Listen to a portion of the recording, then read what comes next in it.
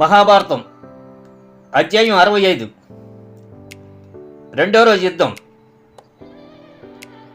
యుద్ధం మొదటి రోజు పాండవ సేన బాగా దెబ్బతినడంతో రెండో రోజు అలా జరగకుండా పాండవ సేనా నాయకుడు దృష్టజ్యుమ్నుడు అనేక విధాల జాగ్రత్తలు తీసుకున్నాడు.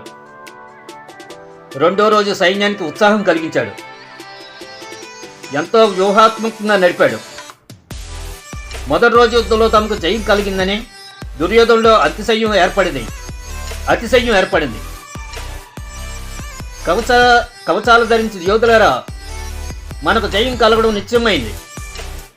ప్రాణాలపై ఆశ ఉంచుకోకుండా యుద్ధం చేయండి అని దుర్యోధనుడు కౌరవ సైన్యానికి అరిచి చెప్పారు. భీష్ముడి నేతృత్వంలో నడుస్తున్న కురు సైన్యం మరలా పాండవ సైన్యాన్ని బాగా ఎదిరించింది. చాలా మంది సైనికులను చంపింది. తన రథసారథి అయిన శ్రీకృష్ణుతో అర్జునుడు, యుద్ధంలో మనం ఇప్పటి మాదిరిగా ఇక ముందు కూడా వ్యవహరిస్తే భీష్ముడి చేతిలో మన సేన నశించిపోతుంది.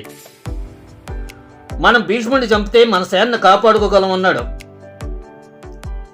శ్రీకృష్ణుడు భీష్ముడి రథానికి చేరువుగా వారి రథాన్ని పోనిచ్చాడు. భీష్ముడిని అర్జునుడు ఎదిరించేందుకు సంతోషించి బాణాలు వదిలాడు.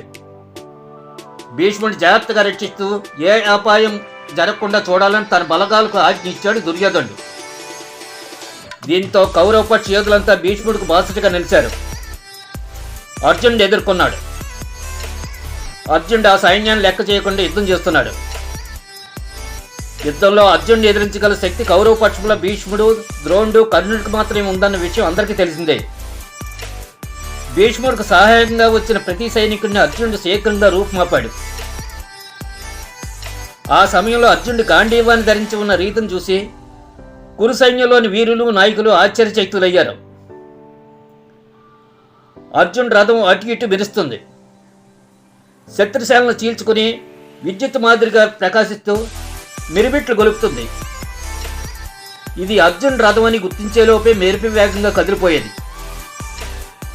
అర్జునుడు యుద్ధ బీభత్సాన్ని చూసిన దుర్యోధనుడు, ఓయి గంగపుత్ర, నీవు ద్రోణుడు సజీవులే ఉండగానే కృష్ణార్జున ద్వయం మన సైన్యాన్ని పూర్తిగా కబలిస్తుంది.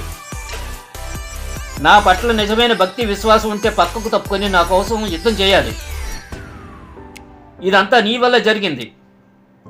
నీవు అర్జునుడు అతి త్వరలో చంపడానికి ప్రయత్నించకపోతే నేను దగా పడ్డాను అని అనుకుంటానన్నాడు.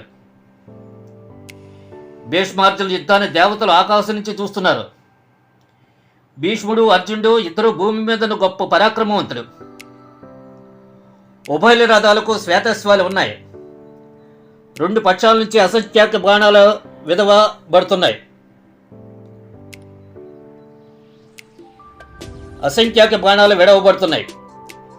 బాణాన్ని మరో బాణం గాలిలో తాకుతుంది.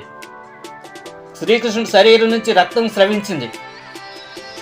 తన ప్రేమపాత్రుడైన రథసారథి శ్రీకృష్ణుడికి దెబ్బలు తగడంతో అర్జునుడు తీవ్ర విచారగ్రస్తుడై భీష్ముడు గురిపెట్టి బాణాన్ని సంధించాడు.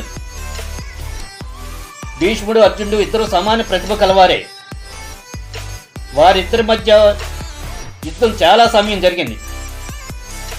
వారెవరి మధ్య యుద్ధం హోరాహోరీగా సాగుతుండగా యుద్ధభూమిలోనే మరో చోట ద్రోణుడికి అతడి జన్మశత్రువైన ద్రౌపద కుమారుడు ద్రౌపది అన్నయ్యన దృష్టద్యుమ్నుడికి మధ్య గొప్ప యుద్ధం జరుగుతుంది. ద్రోణుడి పరాక్రమంతో దృష్టద్యుమ్నుడి గాయాలయ్యాయి. అయినప్పటికీ అతడు ద్రోణుడిపై వీరోచితంగా పోరాడుతూనే ఉన్నాడు. తన పైకి పడే గదలను, బాణాలను, ఇతర ఆయుధాలను తన బాణాలతో ద్రోణుడు నిలవరిస్తున్నాడు. వీరిద్దరి యుద్ధంలో దృష్టద్యుమ్నుడు ఎక్కువగా బాణాలు నష్టపోయాడు. ద్రోణుడు వేసిన బాణంతో దృష్టద్యుమ్నుడు రథసారథి మరణించాడు. దీంతో అతడు రథం దిగి ఓ గదం తీసుకుని ముందుకు వెళ్ళాడు.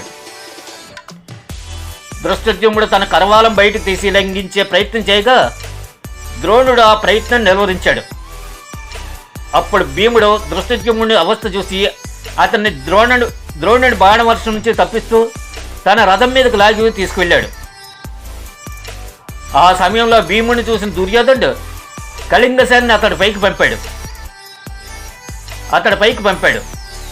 తన పైకి వచ్చిన ఎంతోమంది కళింగ యోధులను భీముడు చంపాడు. మృత్యువే శత్రువు మధ్య ఉన్నట్లు శత్రువులను చీల్చి చెండాడుతున్నాడు. ఇదంతా గమనించిన భీష్ముడు కళింగ సైన్యాన్ని దళాన్ని ద్రోణుడికి సహాయంగా పంపాడు. సాత్యకి, అభిమన్యుడు మరికొంతమంది యోధులు భీముడికి సహాయంగా వచ్చారు.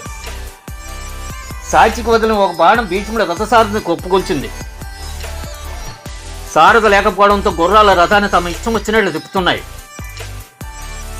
గుర్రాల భీష్ముడి రథాన్ని యుద్ధభూమి వెలుపలకు తీసుకొచ్చాయి.